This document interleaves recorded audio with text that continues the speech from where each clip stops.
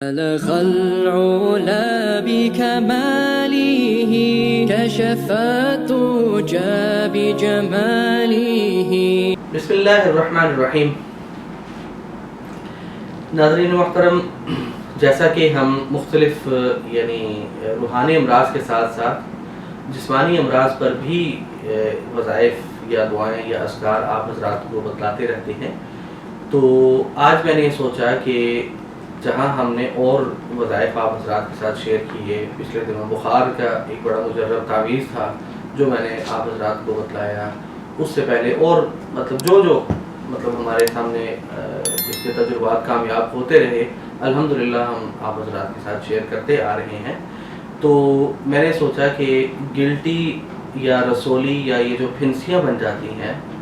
یا ایسے دانے جو کہ بعد میں بڑے ہو جائیں یا ان کا سائز بڑھ جائے اور خدا نخواستہ وہی پھر کسی موذی مرض میں کہ کنورٹ ہونے جا رہے ہوں، تو ان کے خاتمے کے لیے اور ان سے بچنے کے لیے بالخصوص ان کے خاتمے کے لیے اگر کوئی گلٹی بن گئی ہے یا کوئی دانہ بڑھ رہا ہے یا کوئی رسولی پیدا ہوگی جسم میں، تو اس کے خاتمے کے لیے ایک وظیفہ میرے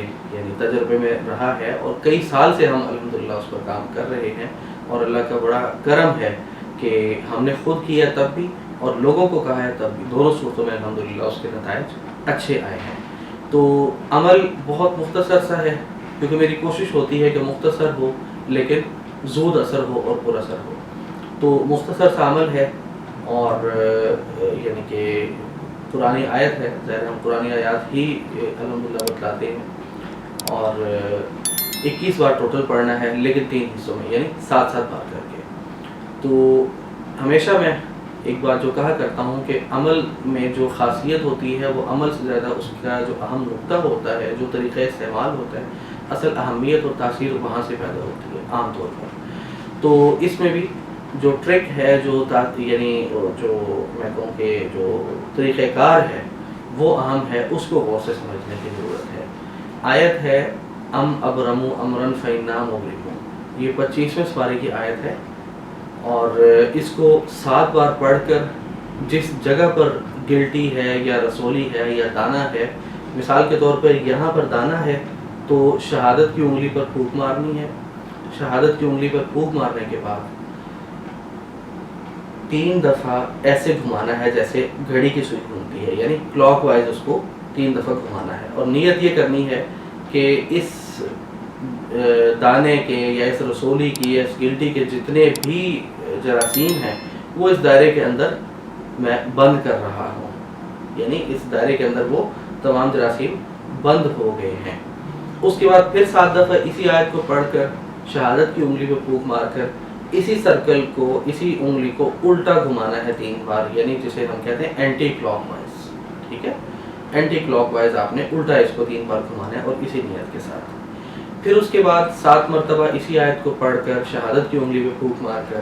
تو جو آپ نے سرکل بنایا ہے اس پر یوں کٹ لگانے ہیں جس طرح ہم چھری سے کسی چیز کے چھوٹے چھوٹے ٹکڑے کر دیتے ہیں، اس طریقے سے ہم نے اس کے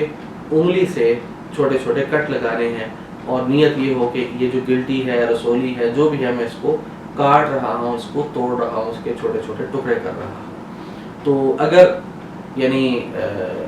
آپ خود ہی اپنے کسی گھر کے مریض کا کرنا چاہیں آپ کر سکتے ہیں، کیونکہ وظائف بتلانے کا اصل مقصد بھی یہی ہے. لیکن اگر کوئی ایسا مریض آپ کے سامنے ہے جو کہ غیر محرم ہے،